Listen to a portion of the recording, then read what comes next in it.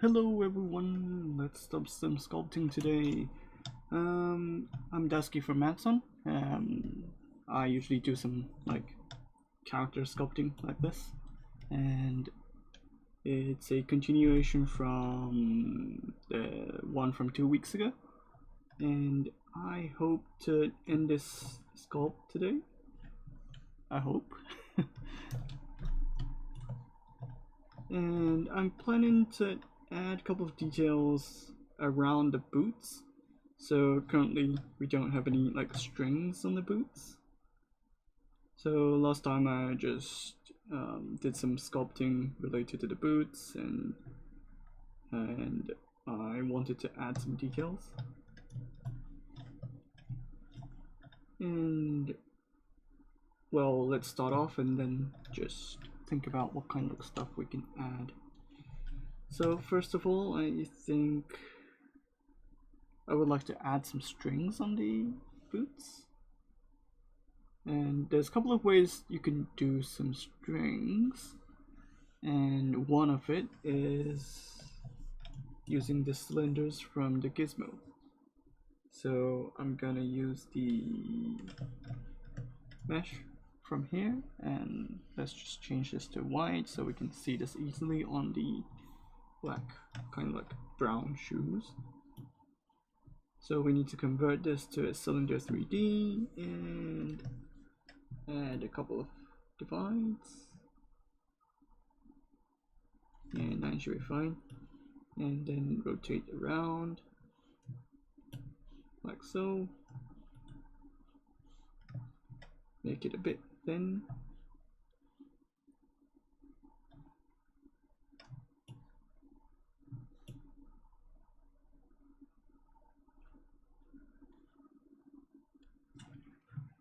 Can you guys hear me fine? If the audio is not good, then just let me know.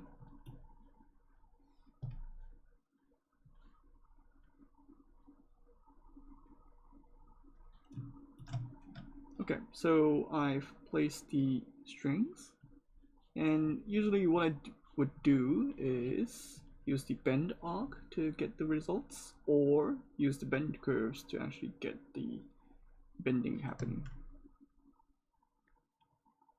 So you can just pull with a direction, and then you can get some results like this. And what I would do is I'll just switch to gizmo and then move it around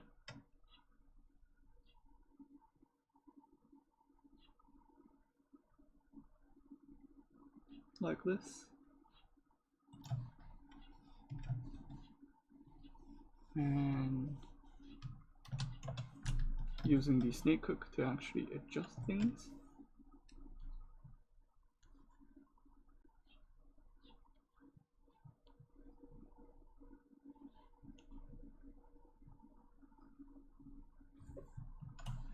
And I think this is fine. And if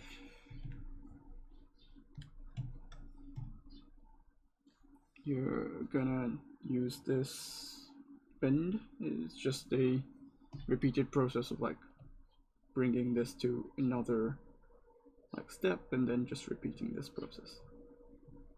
You can also create some IMMs to actually get some results that would be sometimes easier for T-poses, but I usually prefer this method because it's more flexible and just pretty easy to actually do.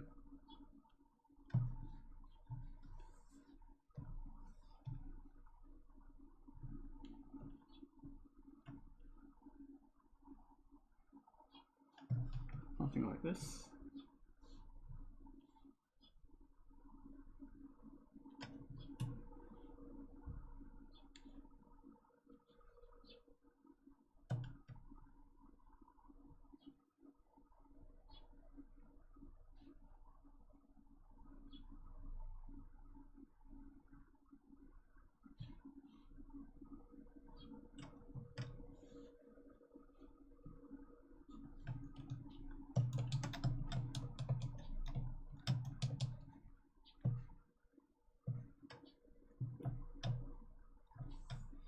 And let's just combine this and this.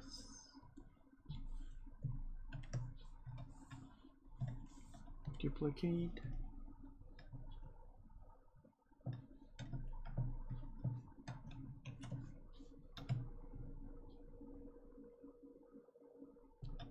Move this around.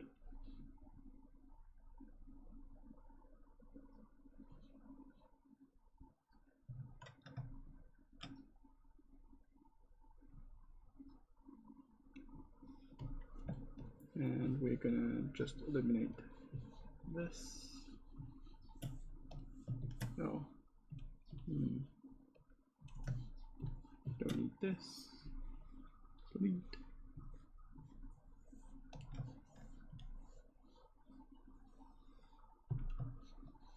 Delete.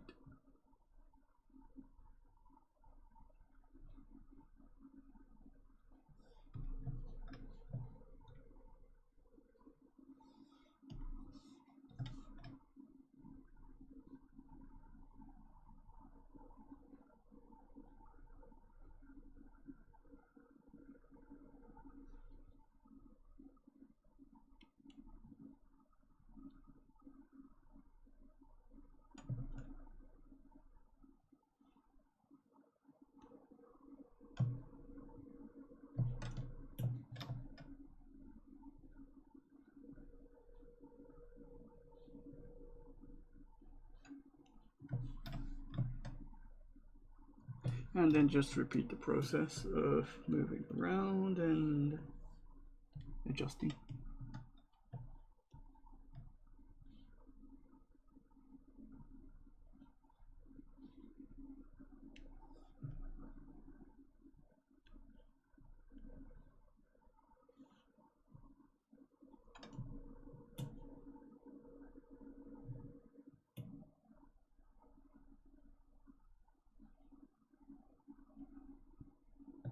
Sometimes this gets in the way, so I'm just gonna hide it. And you can enable the topology, so you're gonna touch only the one side of the string.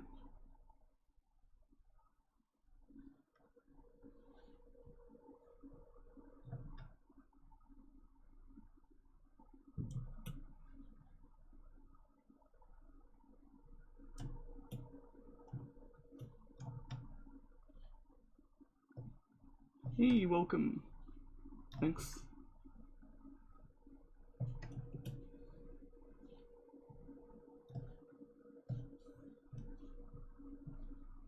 Just doing some simple strings.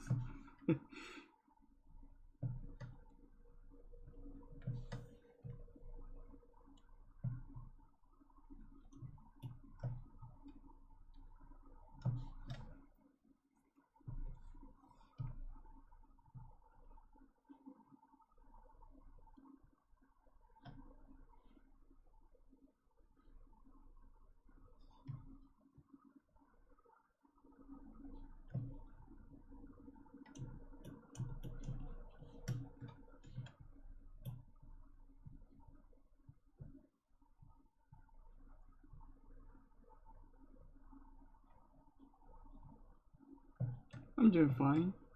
A bit sleepy.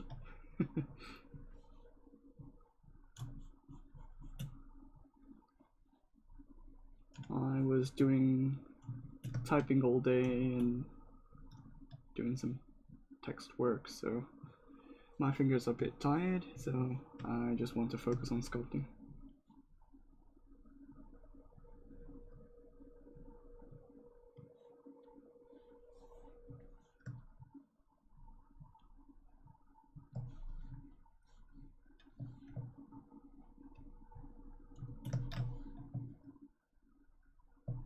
Is the boot you're working on one tool? I like the paneling on the boots and I'm not working on the shoe myself. It's a separate subtool, so what I did was I started from one single mesh and then separate the sides and the front. and then just combine the two, and then I just have the bottom part separated as well, so you have 3 parts.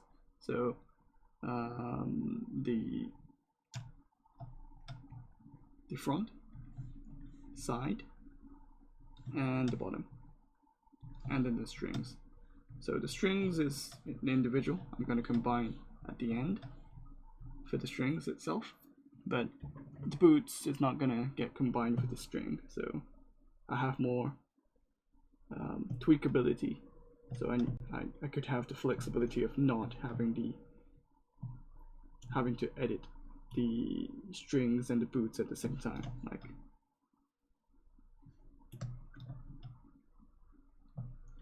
how are you doing? I'm doing fine.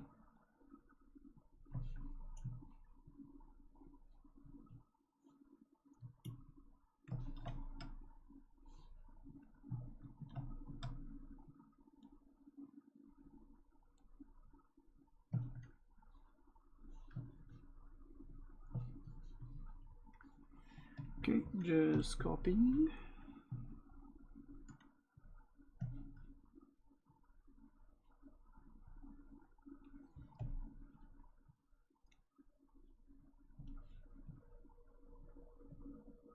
Depends on your boots, but like, for example, if your boots is gonna have something more of a flat string or some round string, that depends on the boots itself or the kind of like design you're looking for. You can always like add thickness to the strings, like using the inflate brush as well. If you're gonna make it flat, you can always use the trim dynamic brush.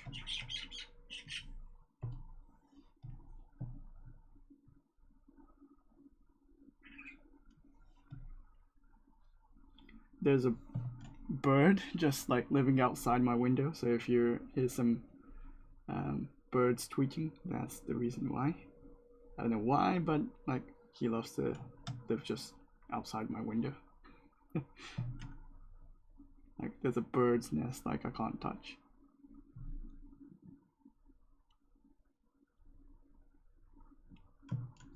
Good for some bird references.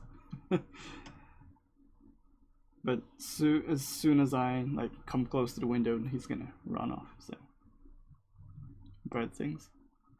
I thought you were just making mouth noises into the mic. I didn't know I'm a bird. And I'm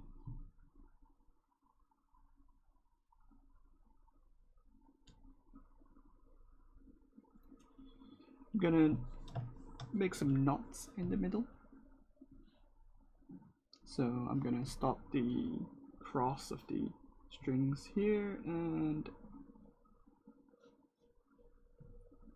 just move this around so it ends in the middle, like this.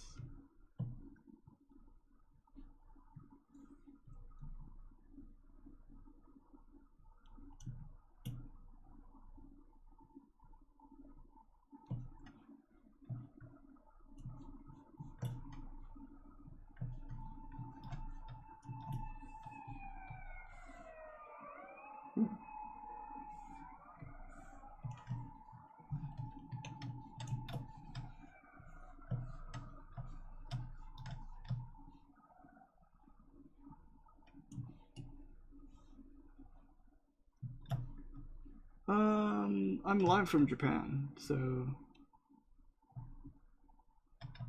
it's not from UK, but yeah, sometimes my pronunciation could be a bit more British. Well, that's not the police, I guess. Oh, no. Yeah, it was the police, so yeah. Might be after me.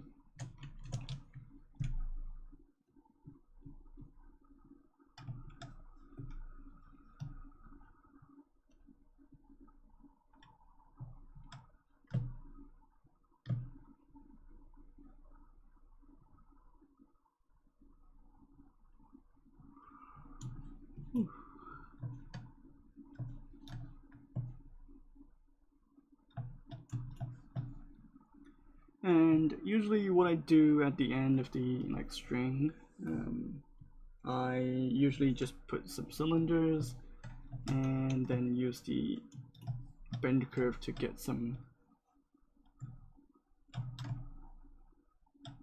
of the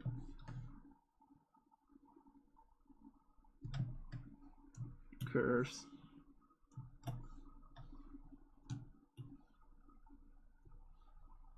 So if I press bend curve and then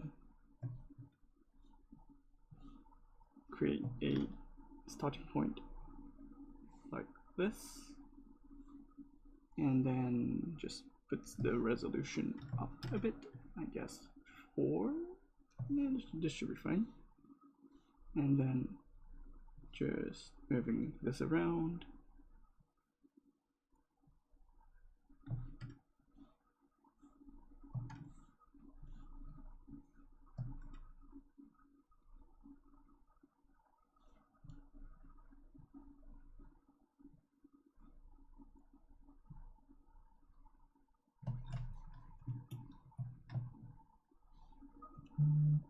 And then just scaling slightly.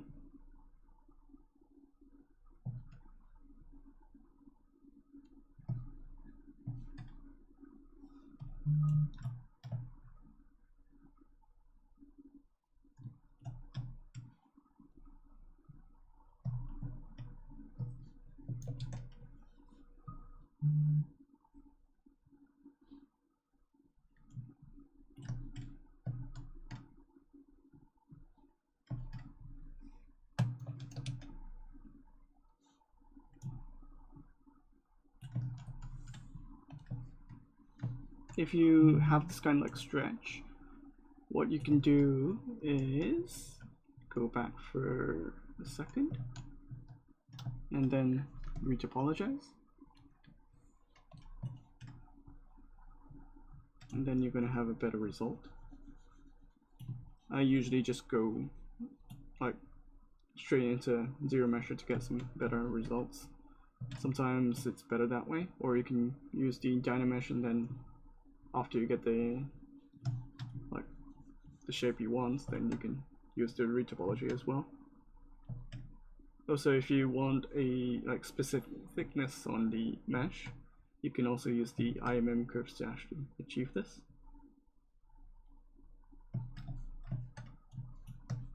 There's multiple ways. I usually just tend to use the sculpting method because it's pretty easy and you can just be done with. You don't need to care about technical stuff. It's just sculpting.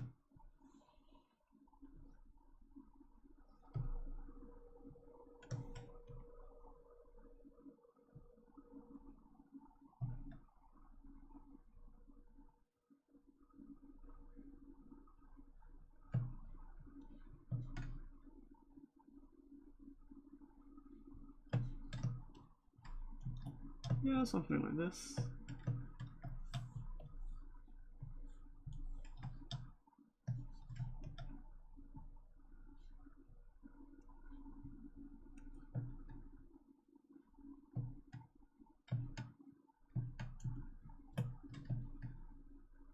Then I just need to draw some straight lines.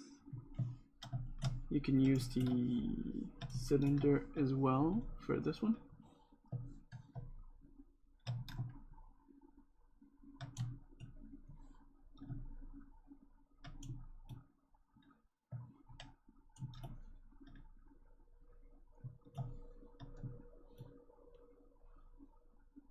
Bend curves.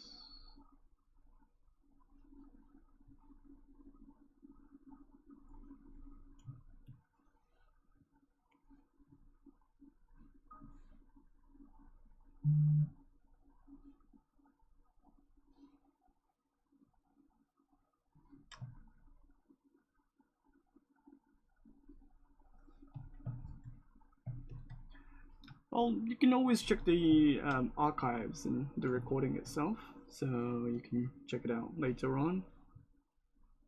Take a really good sleep.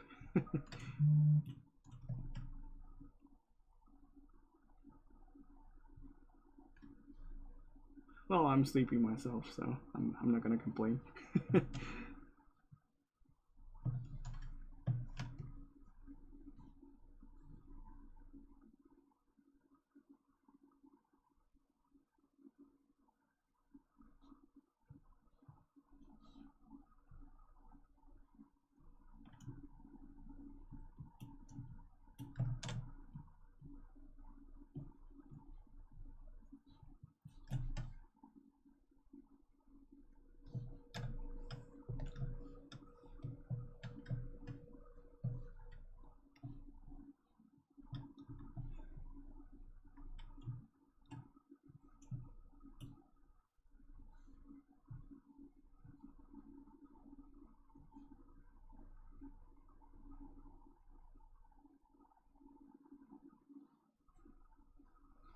In Japan, it's already like 6 a.m. Well, close to 7 a.m. So we only have like 10 minutes or 9 minutes to 7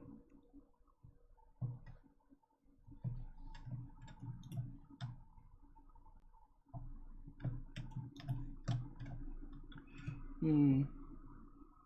White, black, red. I guess red.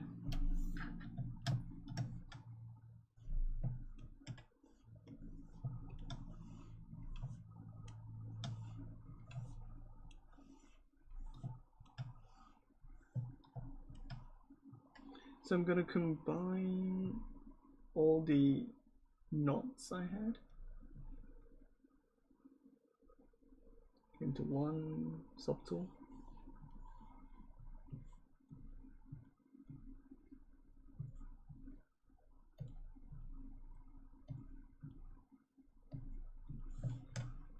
And then just paint this. Yeah, so it results like this. And for this metal thingy, I'm gonna use the orange color so it feels more like a different kind of like look.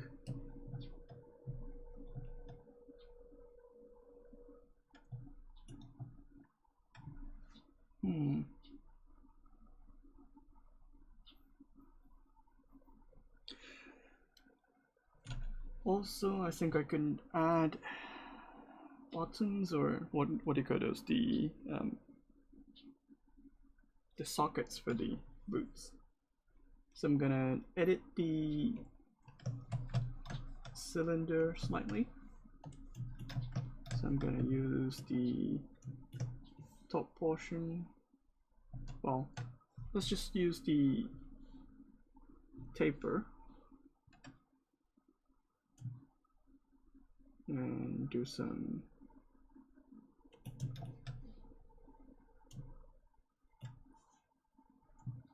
editing on the tapering. Gizmo 3D, just squish it and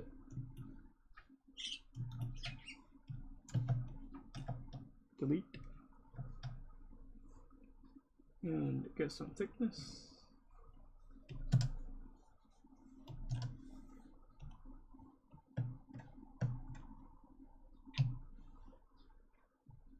Qmesh, polygroup all, push.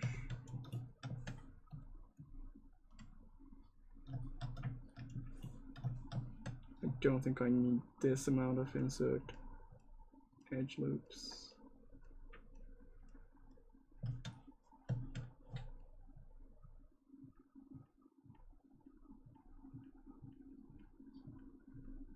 Yeah, something like this would do. And I'm gonna make this side flat. So I'm gonna snap it to here, make it flat. So I have something like this. And I want to put some bevels onto it.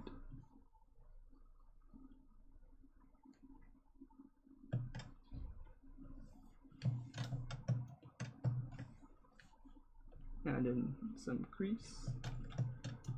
And now I can use this as a insert.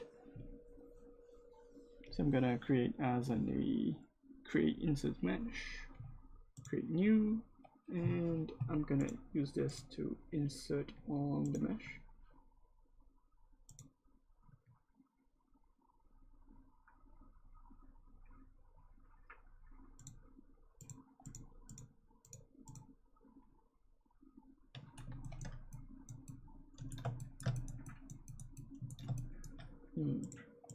Where did I put the original mesh?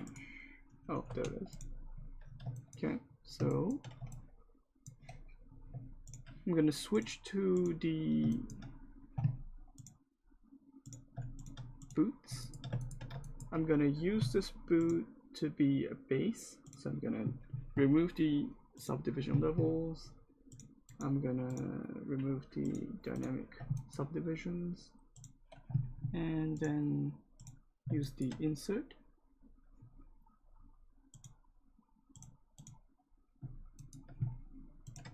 And I'm gonna hide the original mesh so I can just see and check if I'm gonna insert in the same location as the shoelace is going. And I'm gonna change the setting. I guess we need to try it first, but I think 64. Maybe much more smaller, 32. Yeah, so if I'm inserting like this and then pressing Control to actually snap to a specific size, it's going to be a consistent size even if I'm like inserting onto a different location.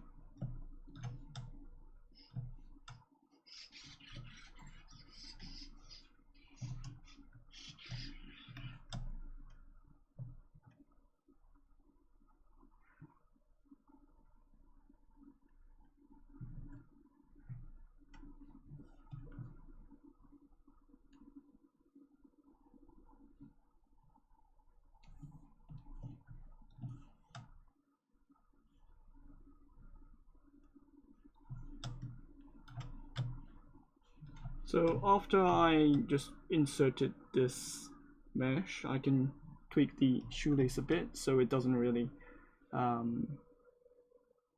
like penetrate the, or like break the immersion of the mesh.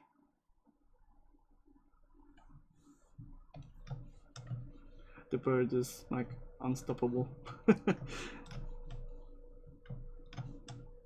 It's not my fault, like I didn't start making a nest outside my window.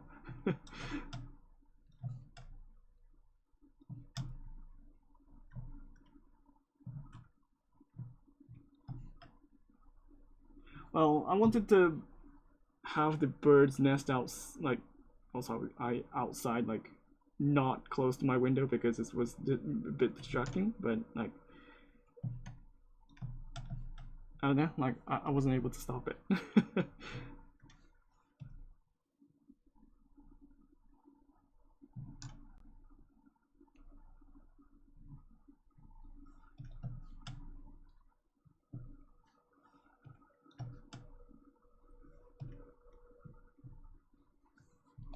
Okay, so I now have a bunch of rings or hoops around the boots, and now it should be pretty much the close position is the same kind of like position on the both sides.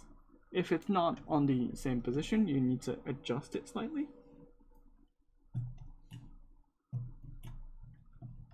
And then I'm gonna remove this and just move the strings so it matches where it should be.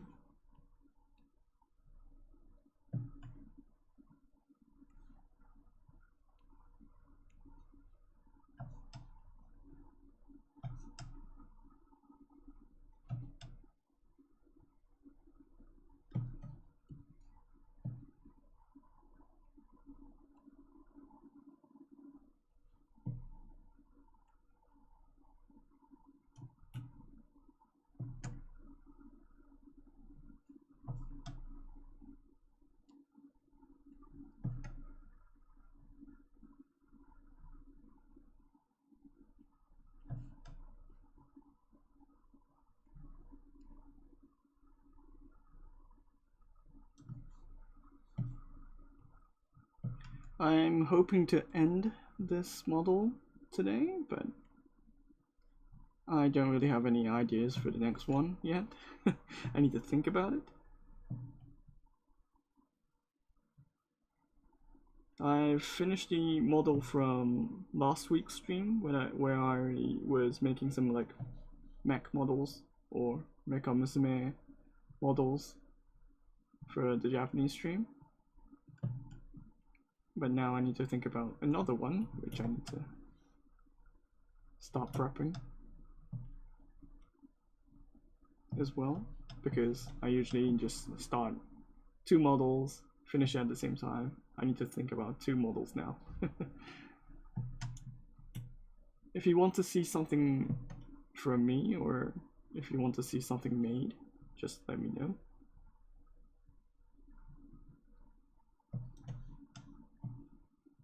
I might consider doing that on the next stream.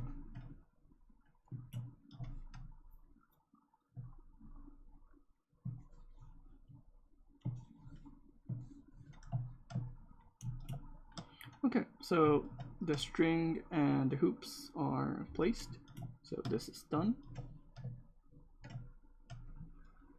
You can also add some details like some folds or some kind of like details around the rings,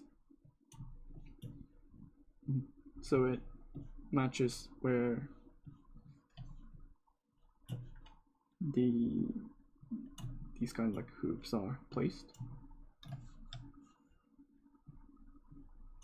This depends on what kind of like model you're working on. If it's really detailed, you can really spend a lot of like time just sculpting away. But since this is more like an anime character, you don't really need to go into so much detail. Luckily, some people do, but for this one, it's fine.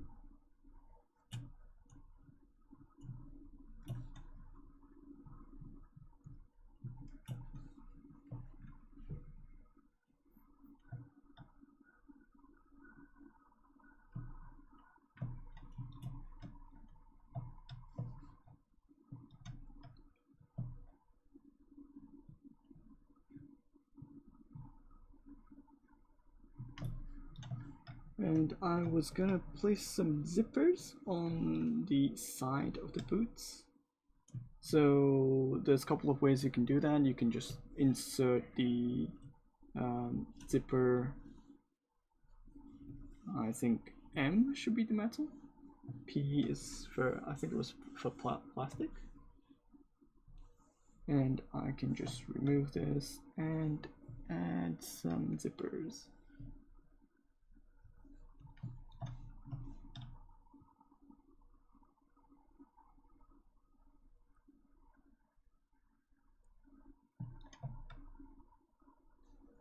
And since this is a bit big than I was expecting,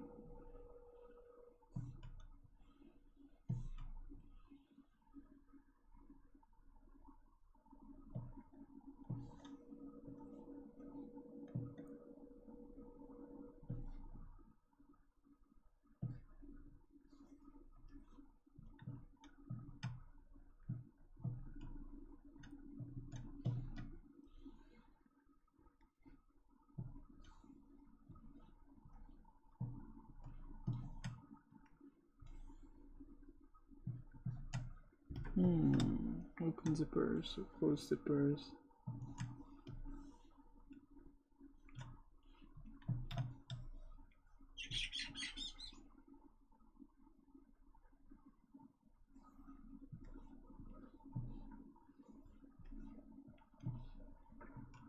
No, this is dumb because it's having the dynamic. I was wondering why it's getting shattered, but because it was using the dynamic features, it was getting shattered.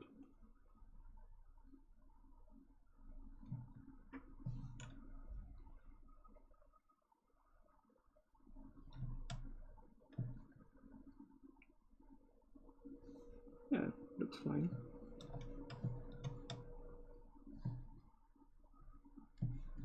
Oh, I guess you don't really do a lot of like, it stops right, like stops in the middle, like you don't really go too far on the bottom side.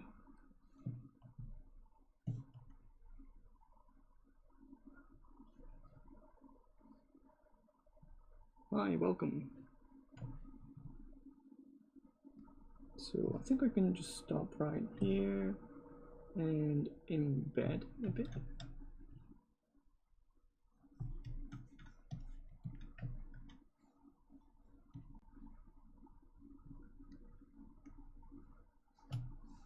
Don't think I need this.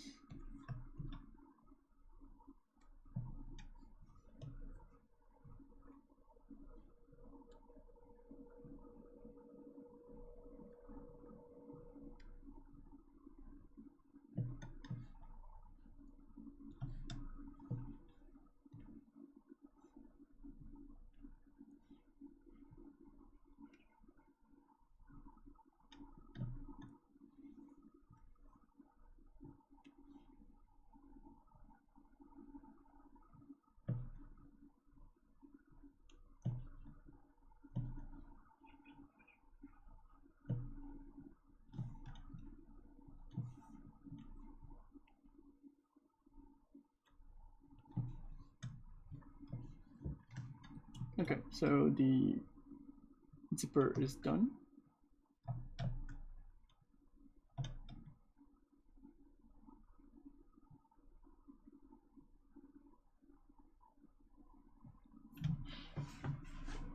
And let's see. I don't think I added much detail on the skirt, so I'm gonna do that.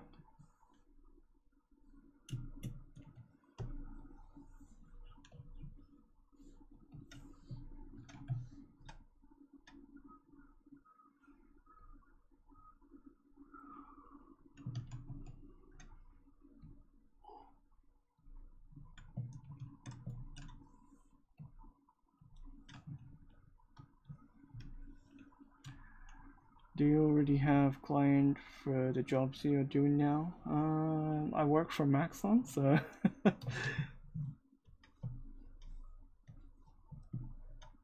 honestly, I don't really need a new client other than my day job, I guess.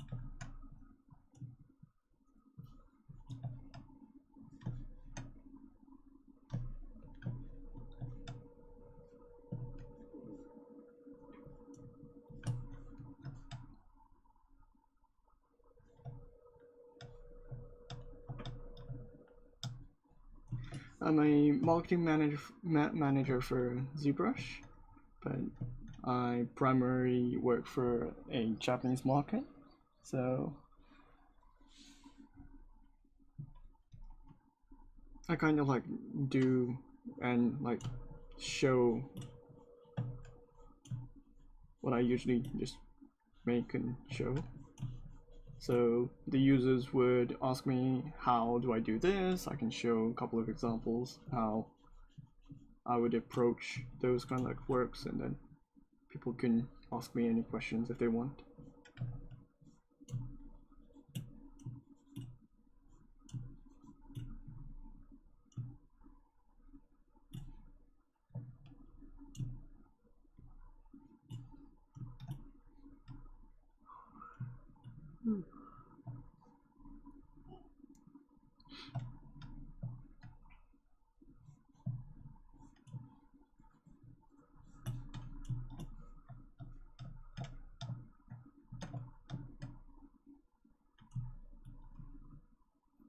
I don't think we like added some details on the like the thing she was holding, so I'm gonna add a bit of like interest on this marble thing or some sphere thing.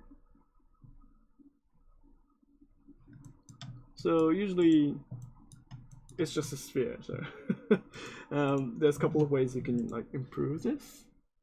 So you can divide a couple of times and then apply some surface noise. And if you go to noise, you can see there's multiple like kind of like interesting things you can do with it. You can do this, you can apply these kind of like shapes, you can do some like marbling rocks, like camo, you can do some cross hatches. Yeah, you can do all sort of things, but let me do something that is more specific to the design. So I'm not gonna use the purple, I'm gonna use the bluish kind of like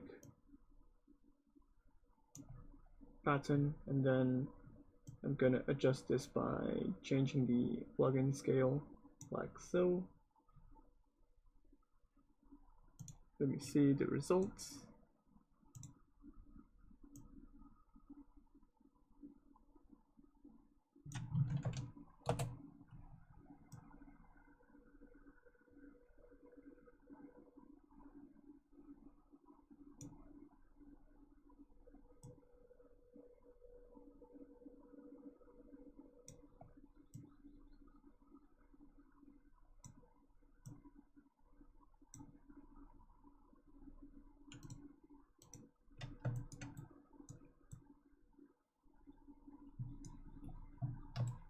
Something like this could work. And then I'm gonna divide a couple of times for this one as well. And surface.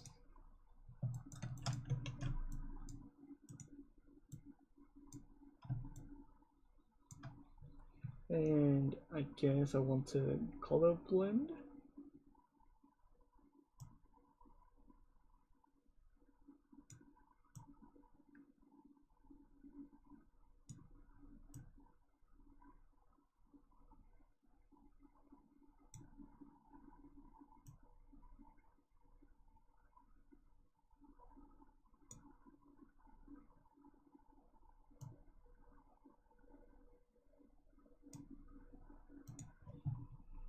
Apply something like this.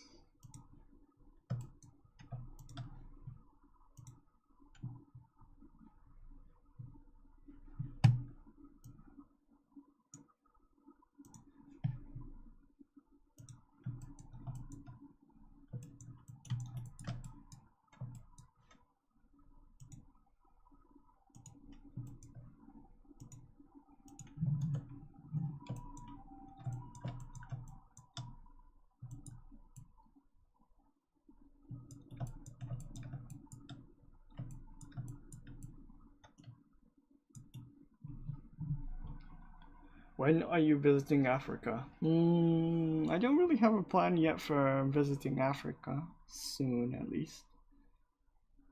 I'm willing to try.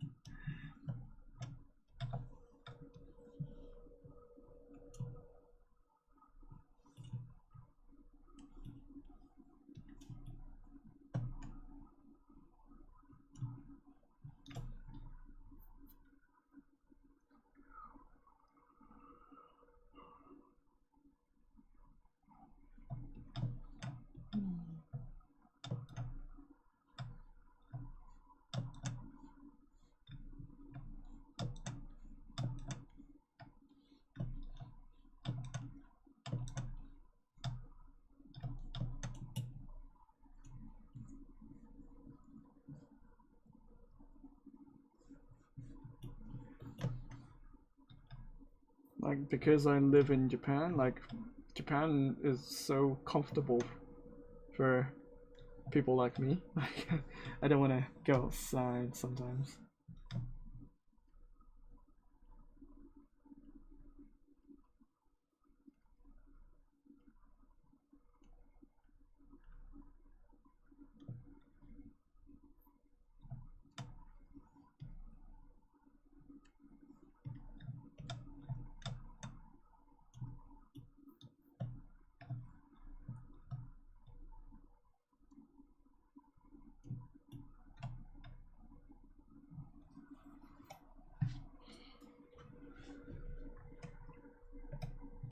Okay, so the boot is done.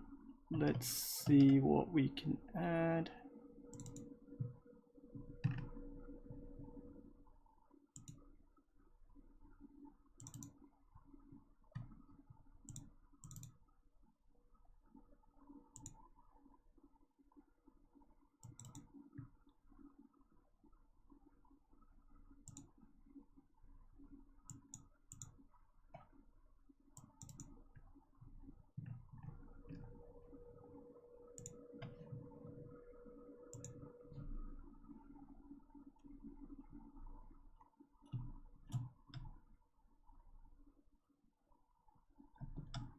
Maybe tweaking slightly for the legs.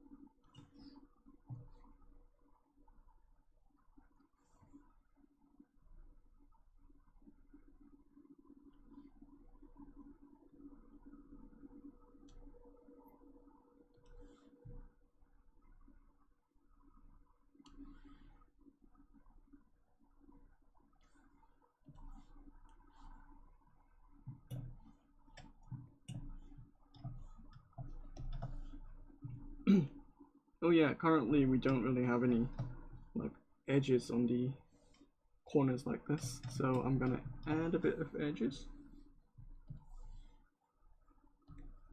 using the curve tube.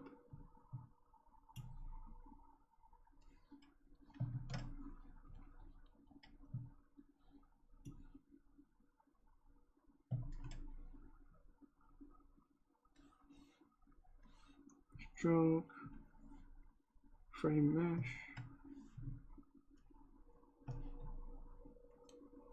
Odd. Oh yeah, might be the resolution's a bit too high.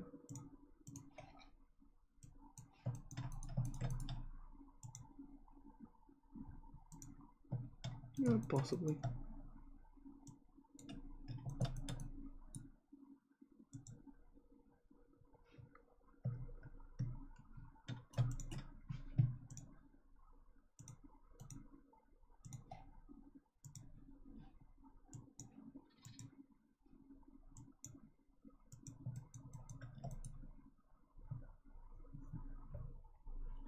Yo, thanks.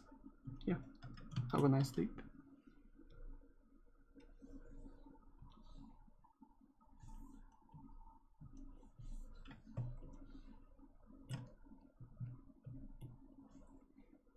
Okay, delete. It's fine. I'm gonna tweak this slightly so it doesn't look odd.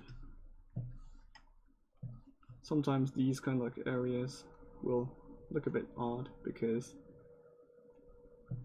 it's not gonna fit the mesh. So I'm gonna adjust this slightly, and this kind of like triangle, these kind of like sharp areas, you need to adjust them as well.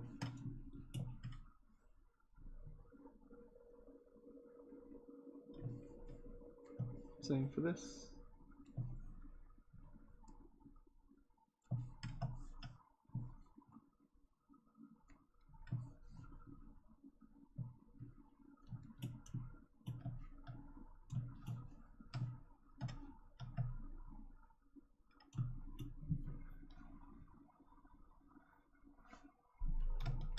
We did tweak the colors for the surface noise, but the issue is that like if you look at it, like it doesn't really look attractive. So let me just adjust this slightly so we have something more interesting.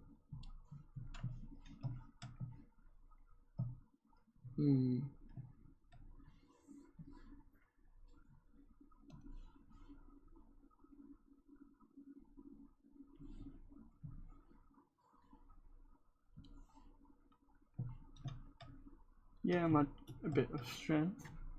Are those textures details or actual mesh details in the sphere? It's called surface noise. So it depends on the setting you applied, but in this case, it's just a actual geometry. But like you can see the difference between the texture like this or the actual geometry. Like the actual geometry is a bit blurred because it only has 1 million polygons, but if you switch on the noise, it's using the texture on top of this, which is a bit more sharper.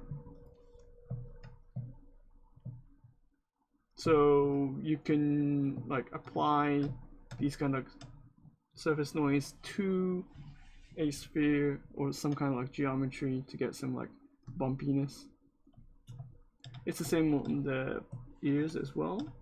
I think this was applied onto the mesh, but you can keep it as a texture to actually like save the effort of like actually sculpting things or detailing things at least till the end.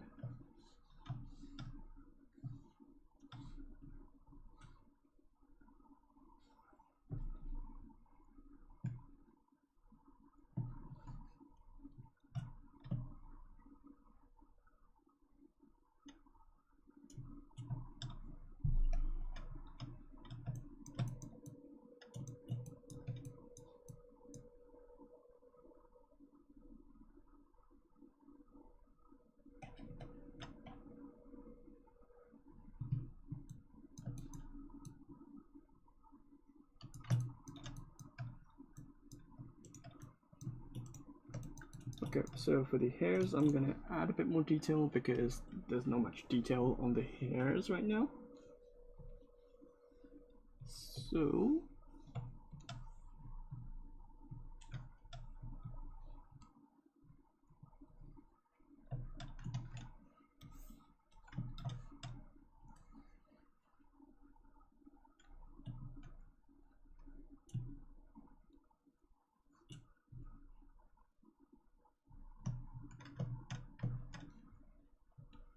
picker that closest thing.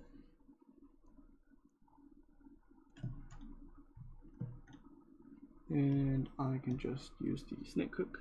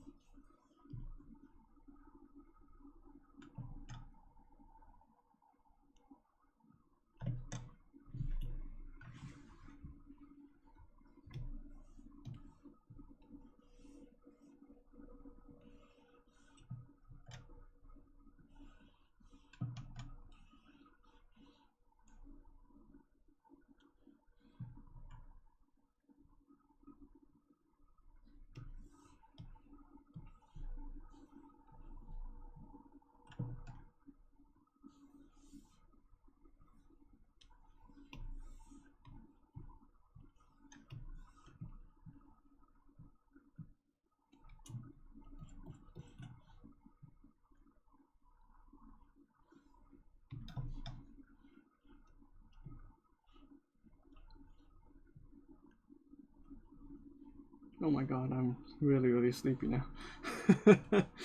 Oh, this is not good.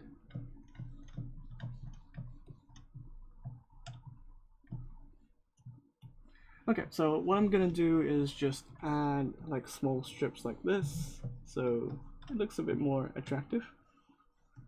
You can always use a bit of a thinner hair to get these kind of like dynamic shapes.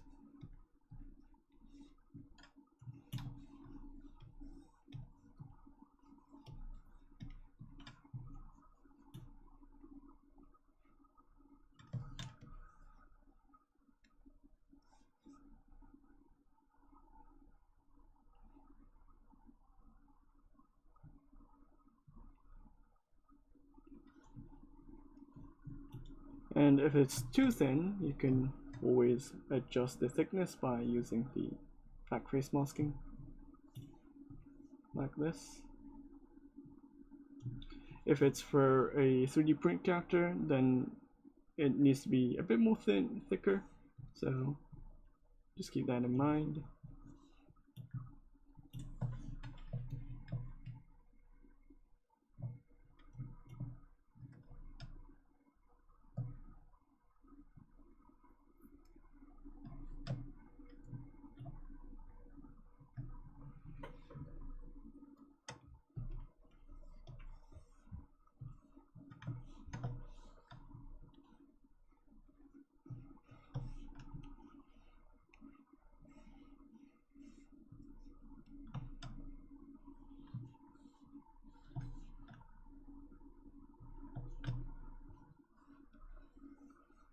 Oh, thanks.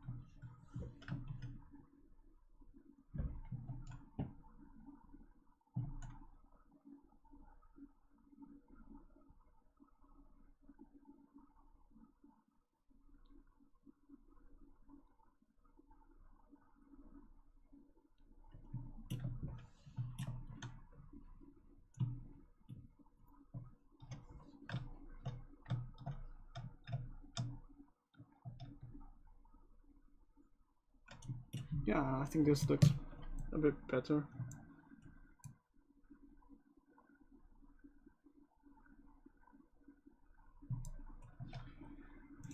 And like, let's just save this for now.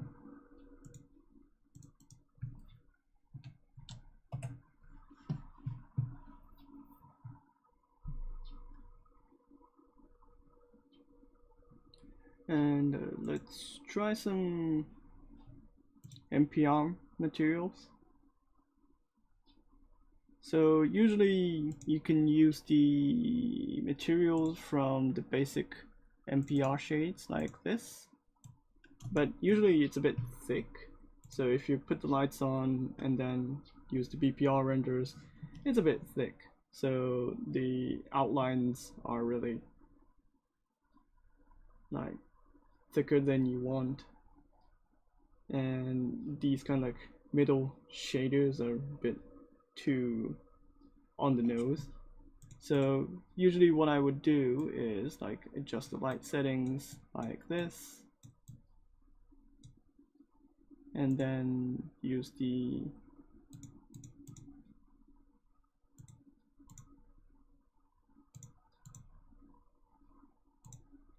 I think it was the material modifiers.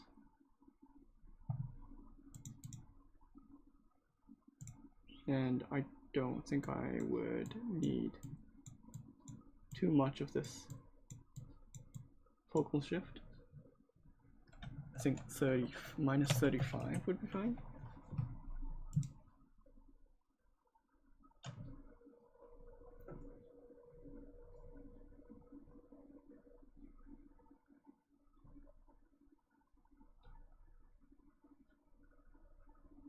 Yeah, so you get this kind of like result.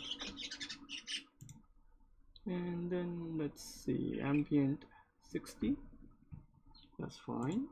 Render shadow, raise 64, strength 0.4. Maybe adjust the light settings slightly.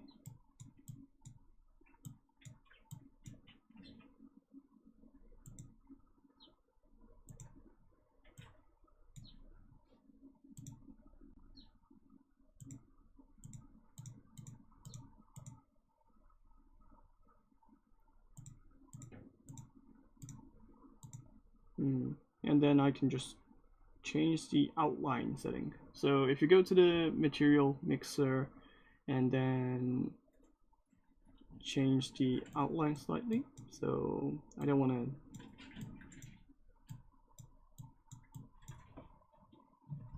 have too much of this outlines, and I can adjust the depth. It really depends, like if your model needs a bit more like depth information using this like kind of like cavity detection, you can tweak this slightly, and I usually go with 4.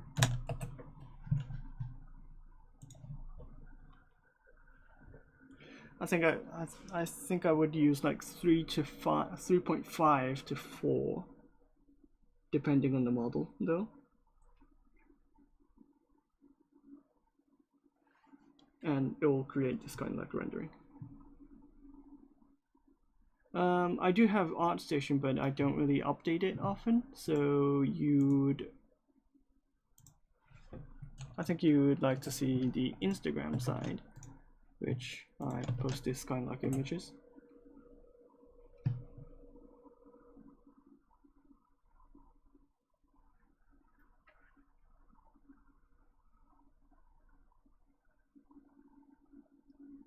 So after like tweaking the lights slightly, like I can do a bit of an angle.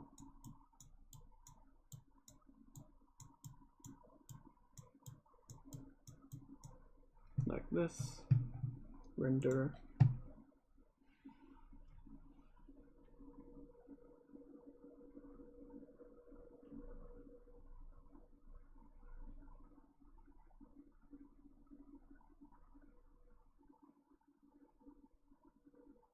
And then, for example, I can add a bit of a shade.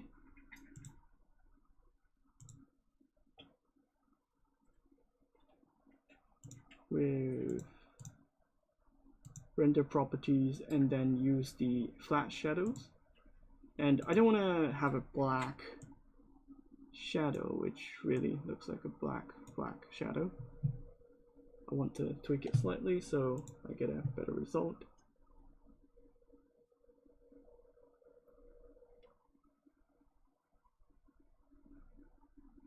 And currently I do have a bit of a specular going on, which I don't really want.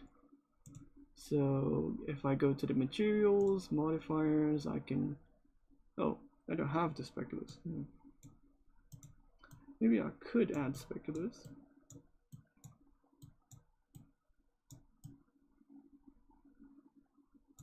Yeah, let's just add a specular 0.05.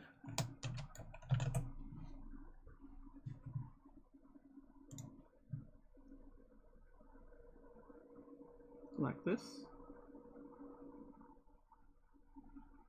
Maybe bit more pushed. Yeah.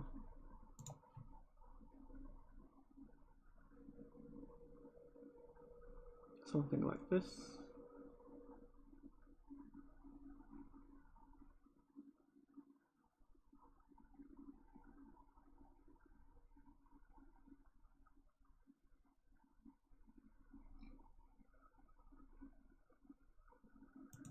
And if I go to the BPR rendering settings on the render palette with the BPR filters, if I enable the noise, and I can just apply this onto a shadow. So if I go to the mask, and this part is like basically controlling where the shadow would be applied, I can tweak it on to just like a shadow, and currently it's just like replacing the shadows, so it looks really like noisy on the shadows, right? But if I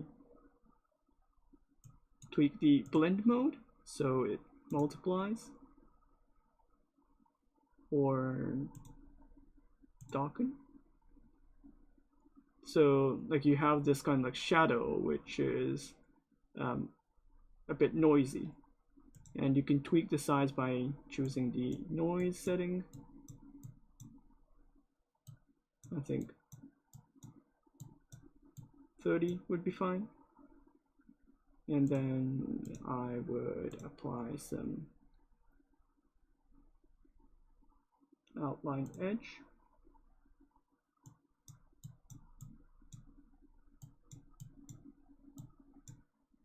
Black is fine, and let's see,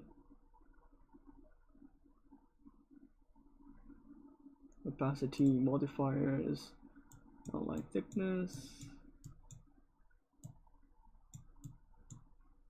I think 1 is fine.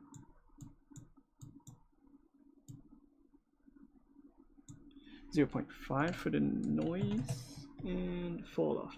Let's tweak the fall off slightly. Ooh, too much. Yeah, so 3 would be fine.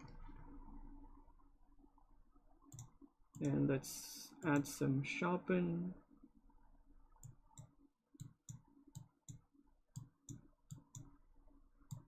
Sharpen 100%. Yeah, looks fine.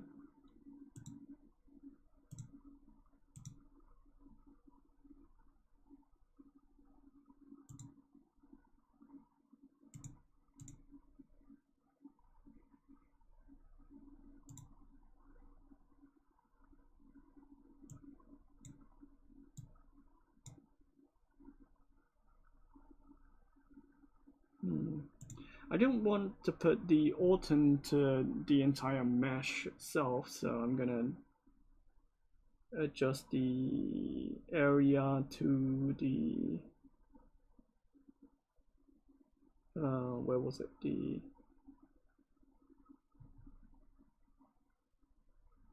I think it's this mask. Yeah, the mask. So mask 100%. Autumn should be a bit slightly.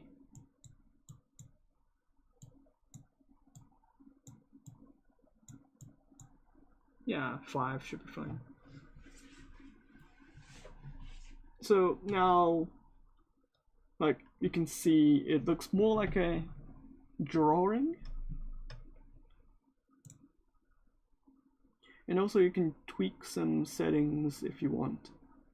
So for example, if I want to look more pastel kind of like color, you can tweak the saturations.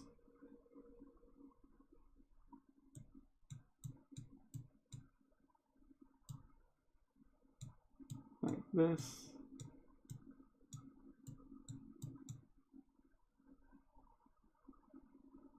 -60, yeah, looks fine. And like you can turn this off and on and off to see what's happening.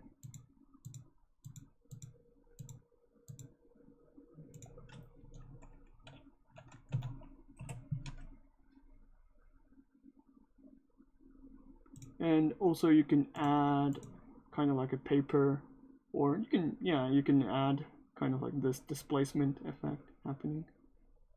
So if you tweak the displacement setting, you can see it's like dynamically changing. But yeah, 4 is fine, I guess.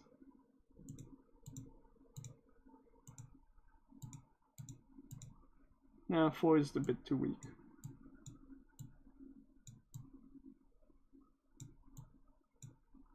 Maybe, yeah, 7 or 6. Let's go with 6.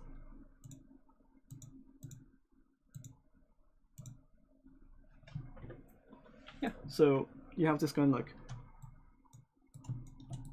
character which looks like this, and then you can tweak the rendering setting to get a bit of a paper looking effect on the character.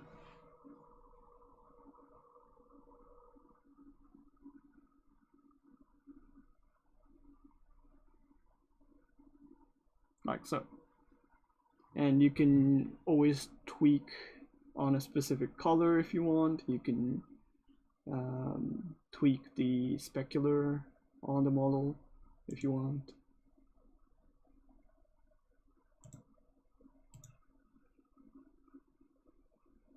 Like you can even add fade. You can also add some radial overlay, which would put some shadows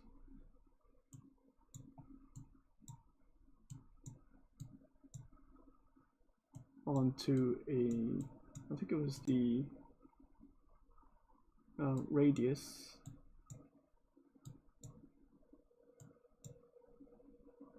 Apply to floor, and then yeah, if you have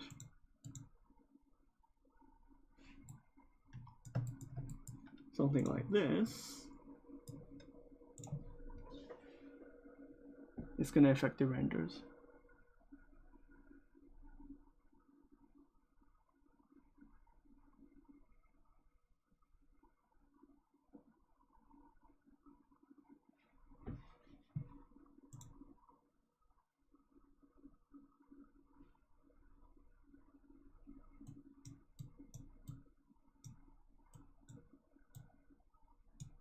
Radial overlay, radius, no, masking, it's fine, and up, down,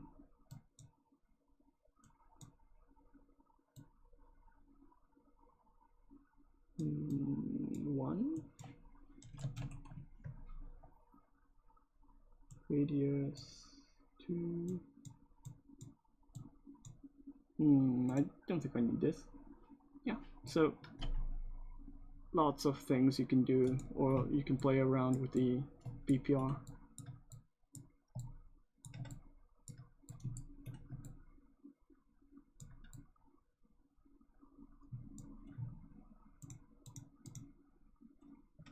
Also, you don't need to use the NPR renders to actually do the BPR rendering, so you can always switch the materials if you want. So it looks a bit more stylized character like this, and then you can do the BPR renders if you want.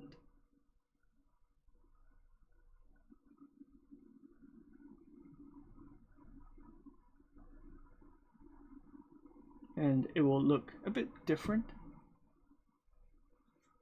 So this looks a bit more like a, what do you call those? A 3D model, but with a BPR effect, I guess. So yeah, you can make it flat if you want, and you can tweak the settings. You can make it much more brighter if you want. So a lot of things you can do.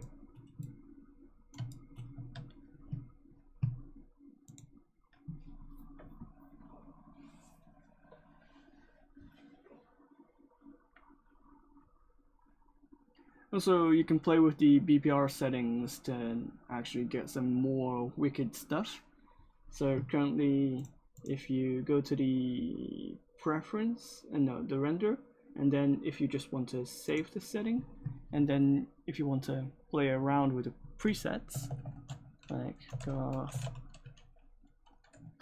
free, and then if you go to the render set, you can choose a bunch of like renders. So if you switch the render setting to blueprint, it's going to look like this. If you are switching to line renders, you can get some more like a line render look. And you can use the like shades to have some kind of like a hatching effect as well.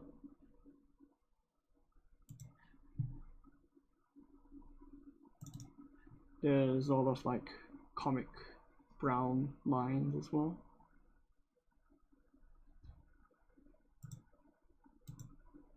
It depends, like mine doesn't work well because it's more like a anime character, but if your character has more depth, you can do that.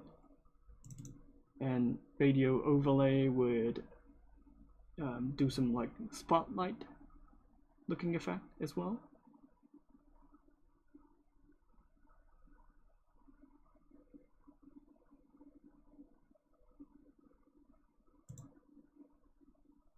So the leg is a bit more darker. And there's another example where Zlong made.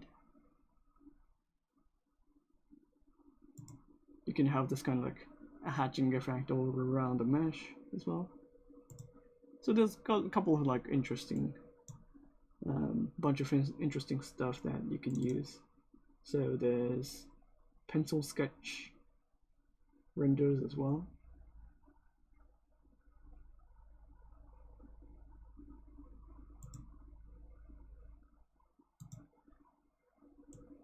And retro game, so it now looks really pixelated.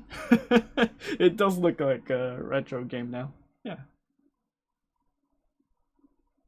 Yeah, so the thumbnail like represents what it does. So yeah, like this looks more like a actual like game from the 90s or the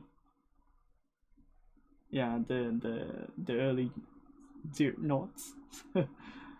Yeah, these kind of like stuff are possible.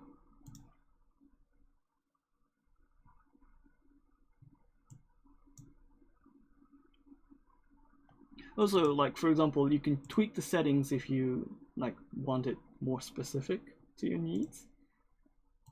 So this is using 3 different like BPR render settings, and this is just making it bright, and then it's using sharpen, and then it's like using the overpaint color. And this overpaint color I think is the most important. So if you tweak the width and the size, it's gonna change the like detail you're gonna have.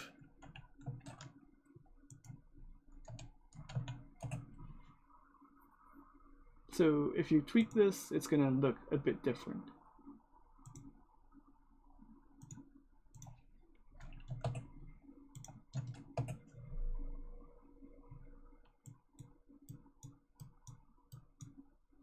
So it could be more pixelated. So if you want to hide your model, and then if you want to make a thumbnail for like the sculpt you're making, you can do this. And if you want to tweak the setting and then change the pixelation, you can do it like this. Like 12 sometimes would work nicely. 14. So yeah, you can do all sort of things with this kind of like BPR filters.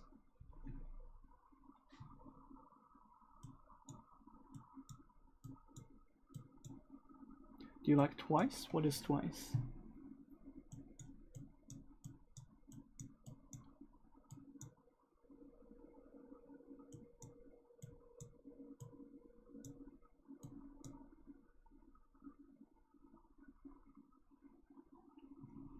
Well, yeah, ZBrush can do all sort of things.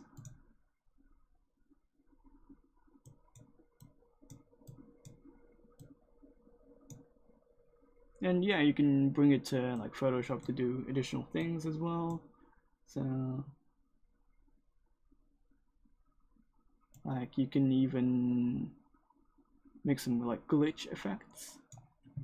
So if you go to like render sets, there's a couple of like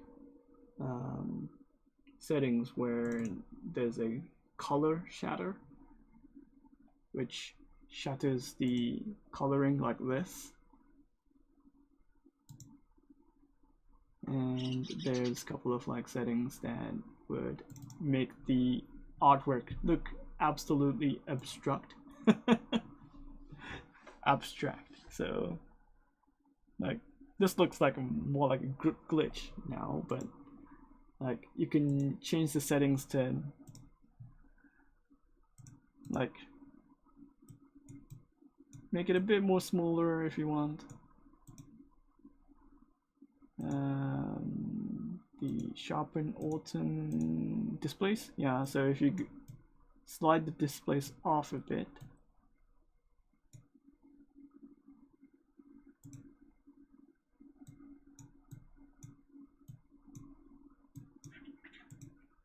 there's a lot of like displacements and overpaints happening. So yeah, so you can do overpaints, displace,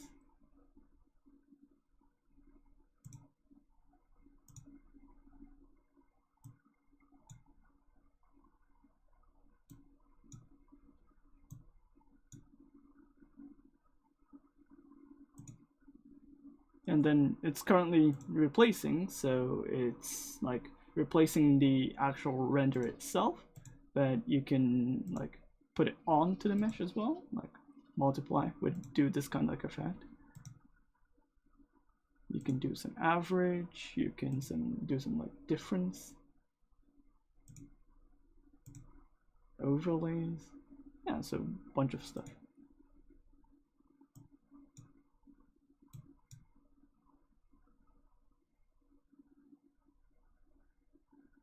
So yeah, if you play around with ZBrush, there's a bunch of stuff you can do, and I'm just gonna go back to the default. So if you want to go back to the default after you did this, and like you just want to remove all the settings, you can click on the default.zrp.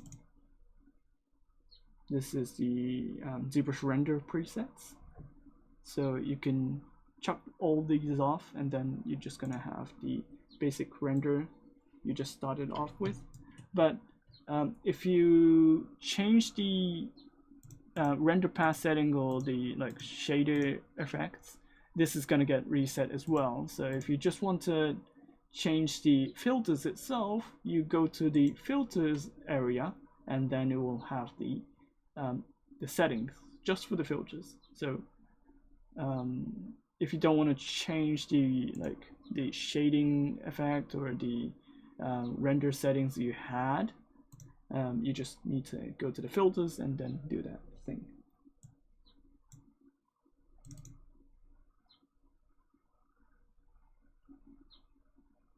Oh, thanks.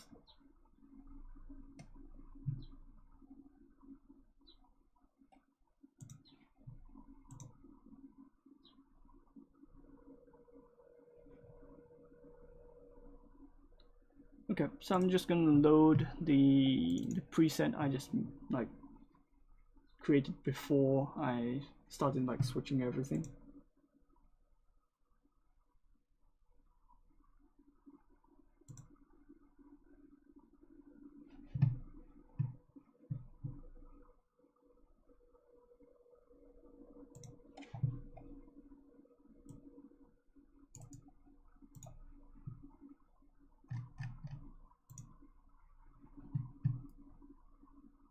Yeah, so I like this kind of like paper looking effect, so I'm gonna finish my model looking like this. And like I can change the angle of the model and then like get that same kind of like effect.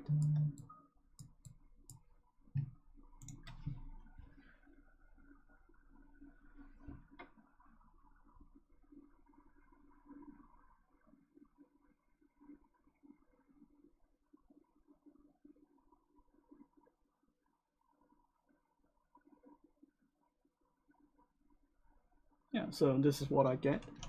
And for example, I can show you a couple of like renderings settings. So if you go to the actual material itself and then start from the basic material, and then if you try to render normally without any settings, like you're gonna have a really strong shadow, and you don't really want that. So what you usually want to do is go to the render setting and then change the shadow, like the BPR shadow setting. So I would set this to like 0.4, 0.5, and then I change the ray to a bit like 32 or 64, and then angle should be like more than 0, basically like 10 or 15, depending on your work. And you can change the materials from here, and then like the current like basic material settings has the ambient set to 8, so it's a bit darker. And like you can change the ambient setting to a bit brighter, so you get this kind of color. And then if the specular is too much, so this is a specular, this is a specular, and it's like basically shining. All right, so like if you change the specular, it's really obvious, right? So if you don't want this amount, like you can change this to 0.2 or something, or 0.01 or 0.05. I guess 0.05 is fine. And then you can change the specular curve, so this controls where it happens.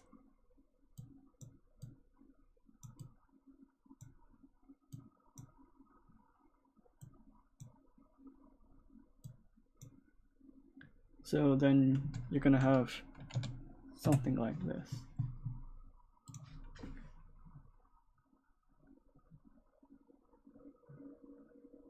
Yeah, this is decent enough for some people. And you can tweak the light settings from like the light from the top, and then if you want some ambient,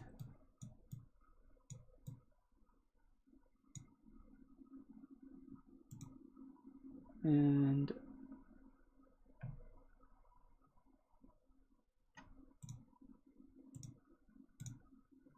yeah, like if I render something like this from the top, it looks really flat because it's just like the light from the top. So usually what you want to do is you want to like establish some kind of like depth to it. So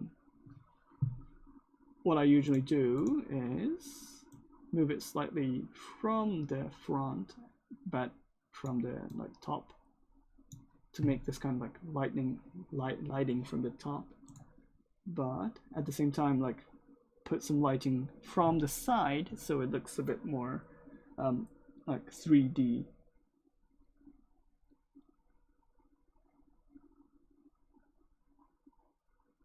So like if you look at the shades, like because she's wearing glasses, like the shades are not really nice. So this should be more on the front side, and then putting some like lights from the side and with a bit of a weakness. Different color if you want.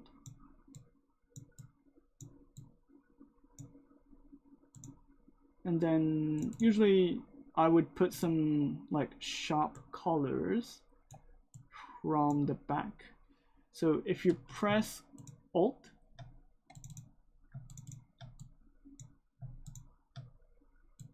it's going to apply a light from the back.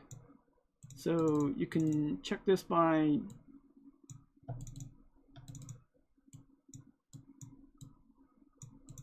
okay. So if you 0.3, if you click on the light and then like if it's darker in the middle and then it's like having this like rim light at the end, like the corners, it's on the light is on the back. So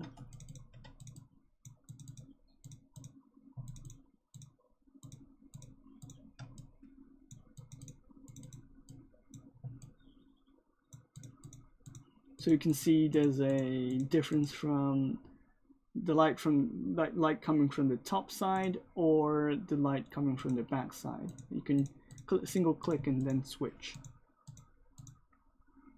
So I just want some kind of a rim light on the cheeks, and then I don't need this kind of like strong light that much. I think 0.6 would be fine. And then let's try to render this.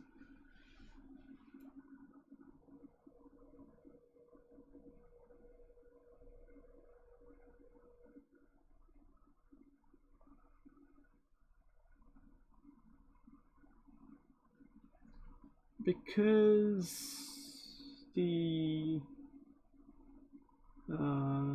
shading is a bit too light, I'm gonna adjust the ambient. I guess 20 would be fine. And let's try it again.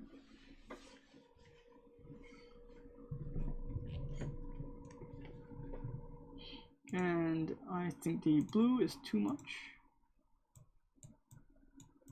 If I'm gonna add more blue, then I'm gonna rather put it more strong, but on a specific area.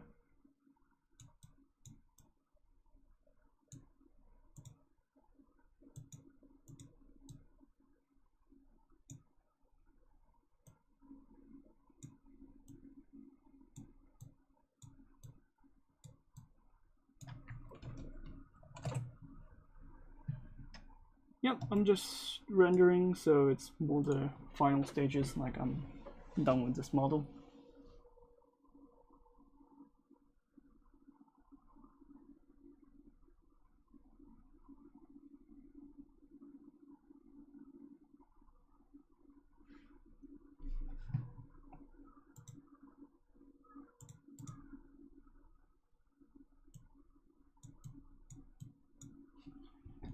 Hmm, 0.7 or 5? 7.5?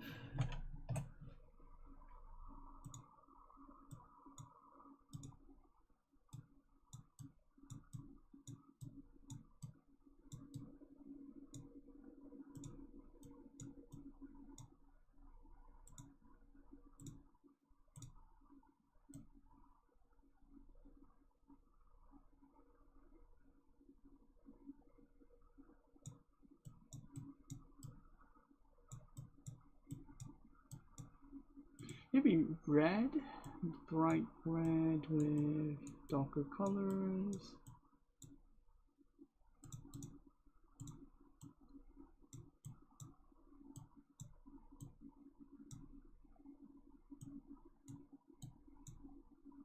.3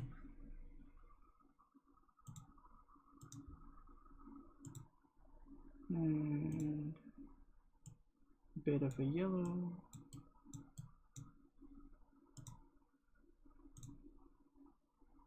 And a bit of an orange, and I want some kind of like a specular going on.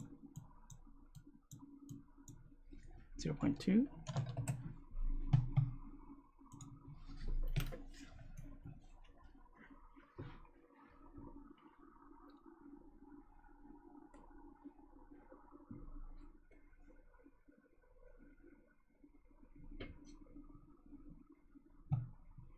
And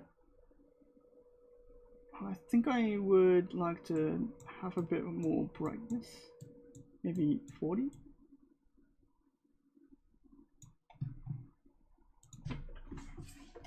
It really depends on the lighting itself. Like, you can go ahead and tweak with the BPR filters if you want as well.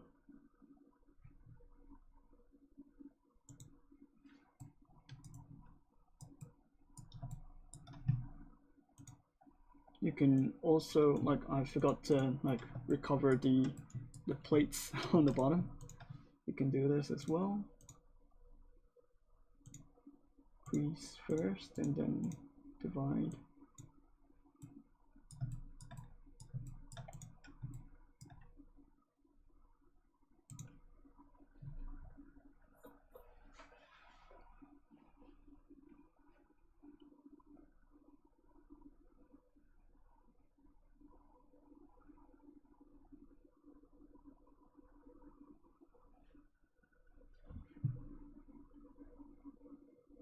And sometimes you want to adjust the render setting for the shadows. The shadow is fine. Maybe the angle. 30, 128. Blur. 3. Fall off. 2.2. Max distance. Fall off fine.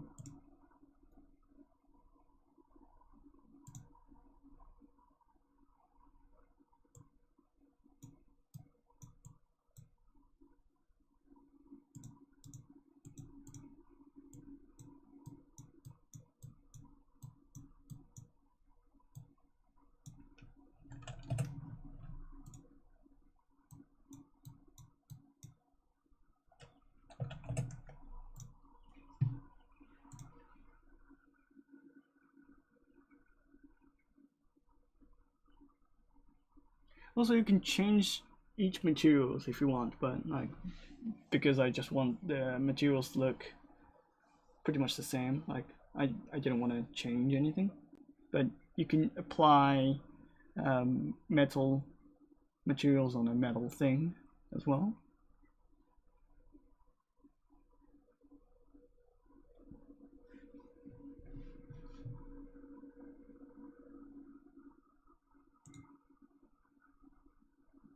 So you can change the render's shadow to not have a flat shadow, and you can enable ambient occlusion as well.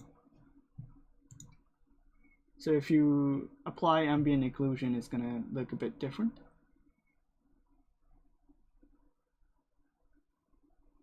It's gonna take a bit more time though.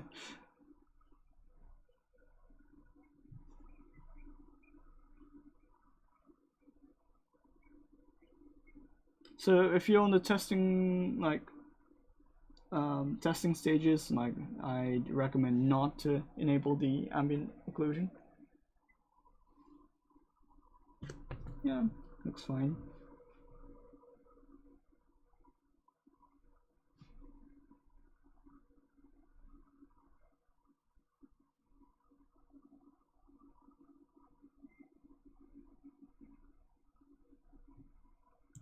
And I might add a bit of BPR from here.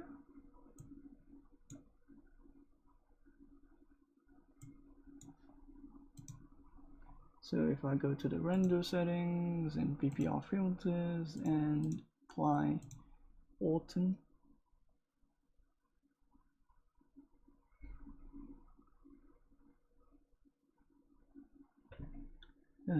autumn here, and then apply it on a mask, and then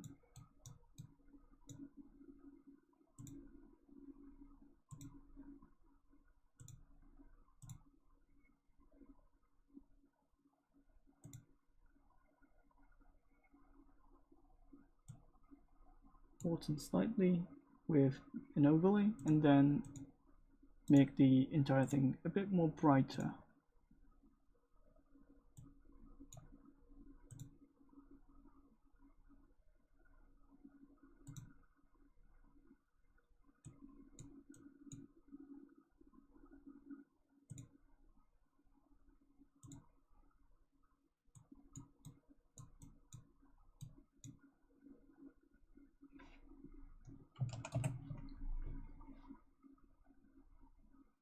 Yeah, so if I like remove the BPR filters, it's gonna look a bit different, so you can see the difference of how it's affecting the looks.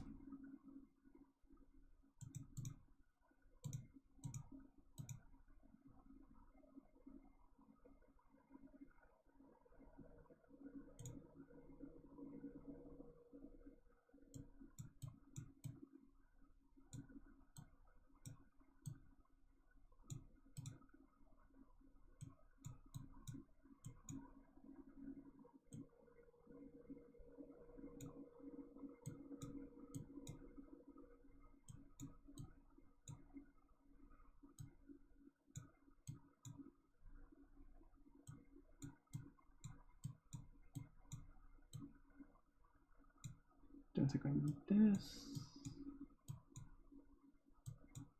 Maybe 2.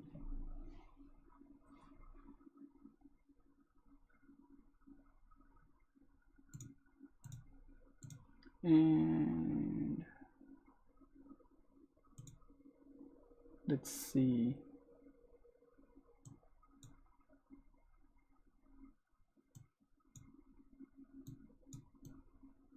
Posterize. Restocking. Nah.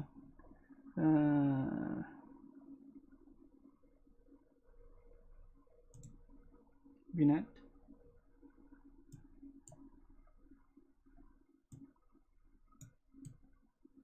Oh, it's the opposite. Place, multiply.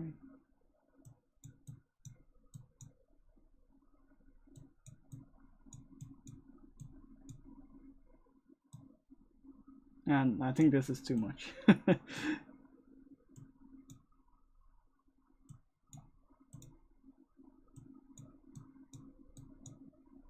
Yeah, I think this is too much. I'm just having fun now. Yeah, so yeah, you can do a bunch of things like this.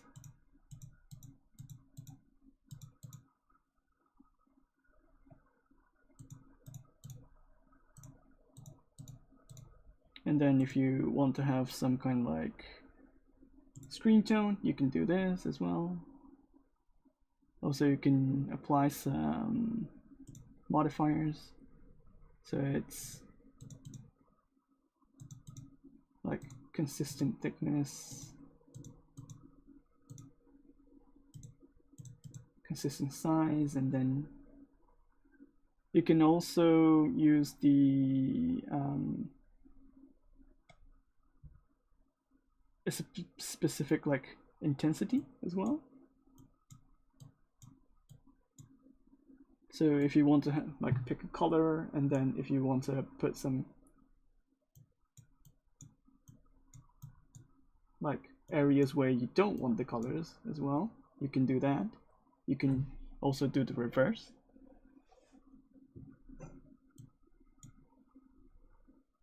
I guess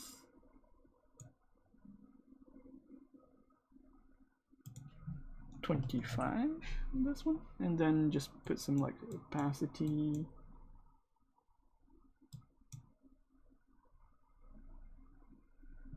And then some kind of like shattering.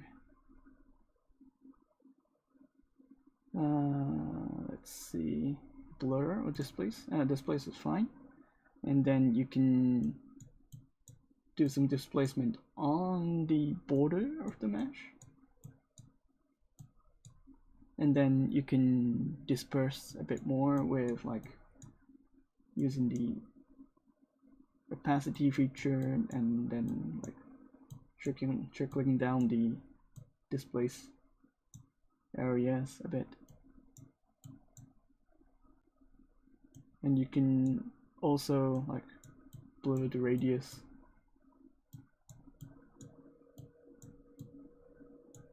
Like this.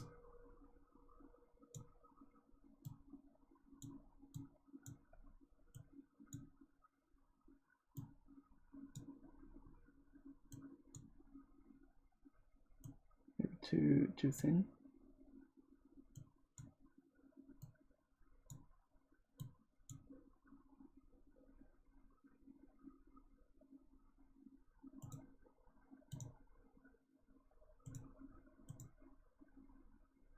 Overlay.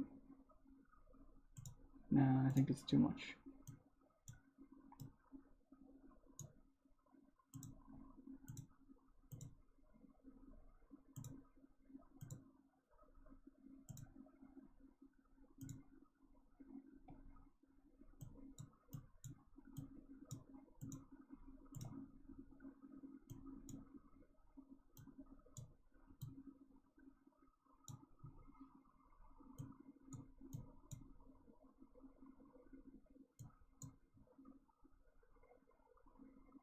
Yeah, something like this, I guess.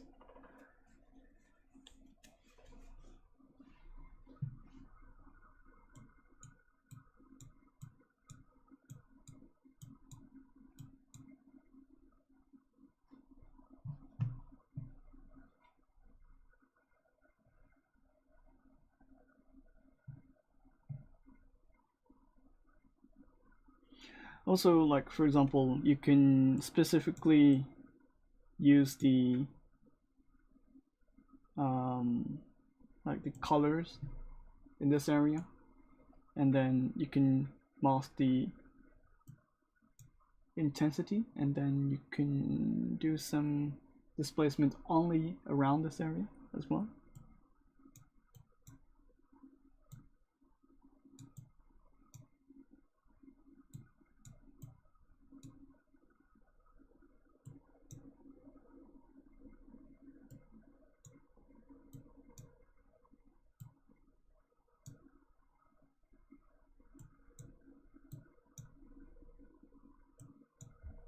And then you can change the radius so it looks a bit more wacky.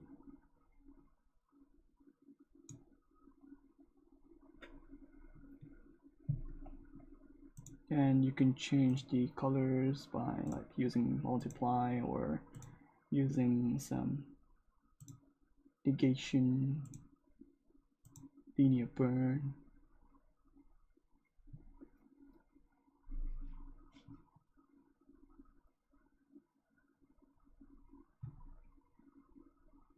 Yeah, I think this is fine.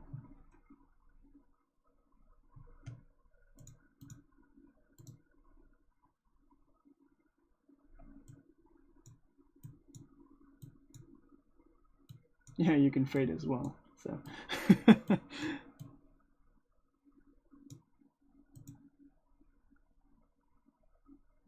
Paint. And you can use like screen tone dots as well. So you can change the color by negation, or you can change the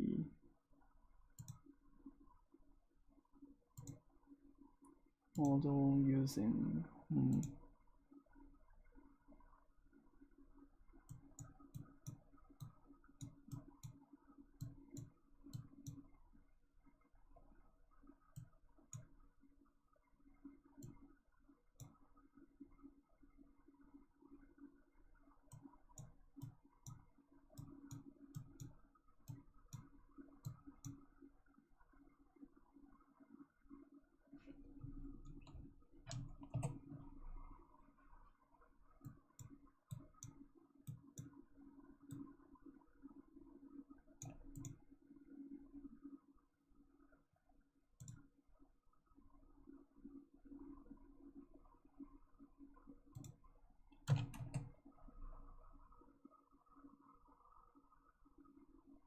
yeah, something like this.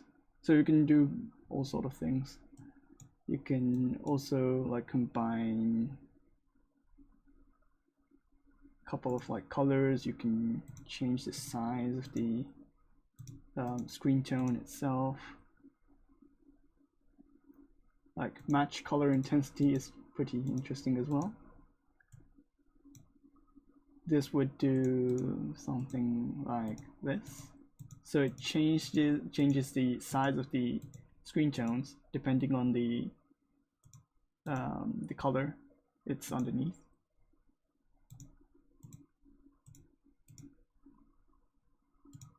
So if you're using some kind of like replace, it's gonna be a bit interesting. can use lighten, multiply, color dodge, linear dodge. Well, let's just keep it simple.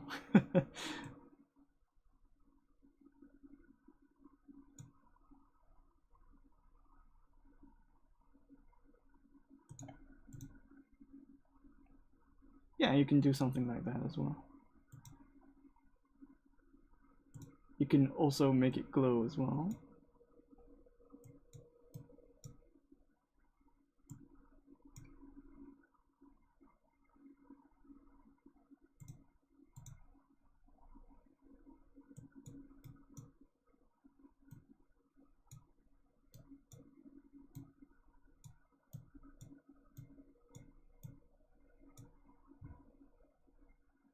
Glow is usually combined with lighten, and then it's gonna have that kind of like blurring, like light effect.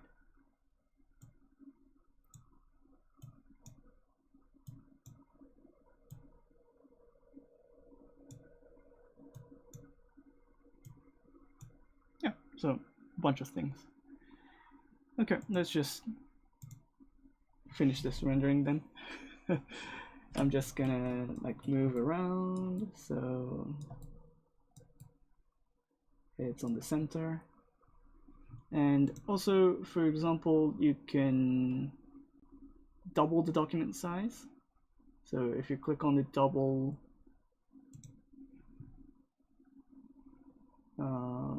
resizing, it's fine. And then if you press the AA half, it's gonna make the canvas size half, and then like because you just doubled the canvas size and made the entire canvas half, it's gonna like anti-alias the edges a bit more cleaner. So it's gonna have a better rendering effect. But if you make the canvas a bit bigger, the size on the BPR filters would slightly change because it's depending on the canvas size. So just be aware of that.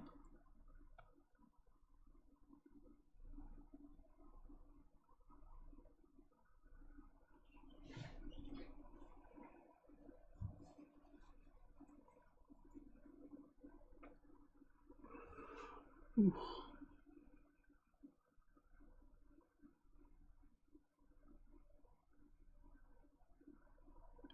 Yeah, you can like render it first, and then you can just like adjust the settings afterwards.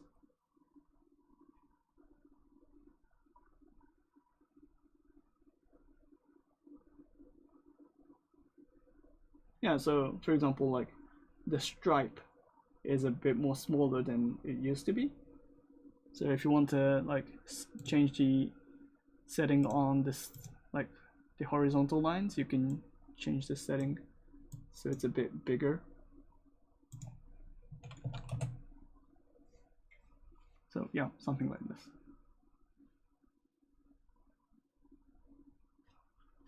So then I'm gonna render, well, save the renders by document export. You can save this as another rendering as well from the render path, and then save it from here. It's going to have the depth information as well and the shadow information, so you can do this compositing afterwards if you want. Or you can send to Photoshop by clicking on the ZBrush to Photoshop and then just send to Photoshop. And you can composite there as well. So you can have a bunch of fun with it. And you can always play with the NPR shades, and then you're going to have a different kind of like effect as well.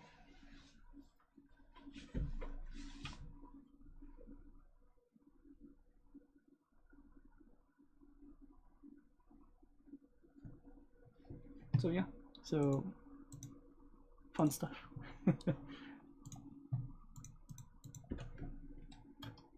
Okay, I'm gonna end my stream here. If you have any questions, just let me know now.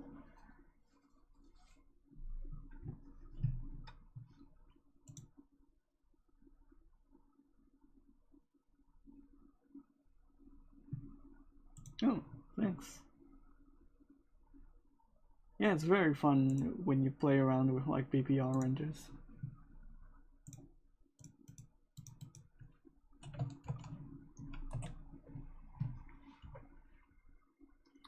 Usually, like, I really focus on the sculpting aspect and not much on the rendering side.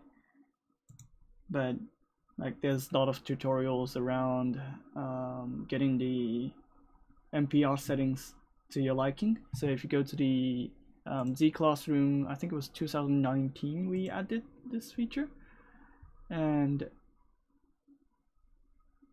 like you can check that video out and see like how this kind of like setting is achieved.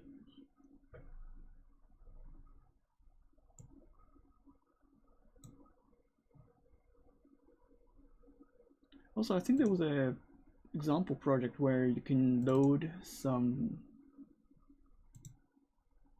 renders.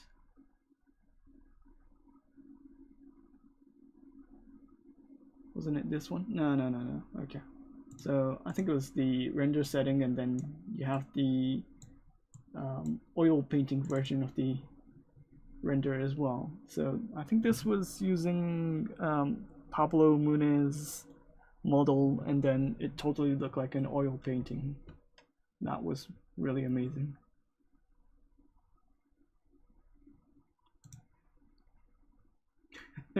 On this model it doesn't work well, but like some models, like the environment model, really looks like an oil painting.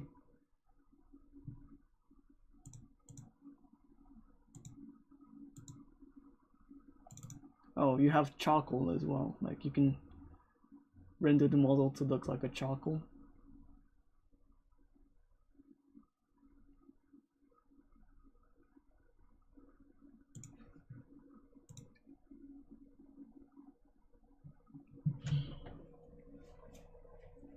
Okay, so I'm gonna work on a next, well, I'm gonna work on a new model next stream.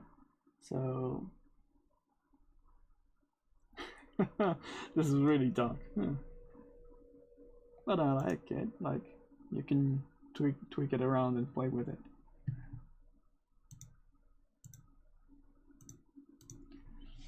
Okay, so see you everyone. Bye.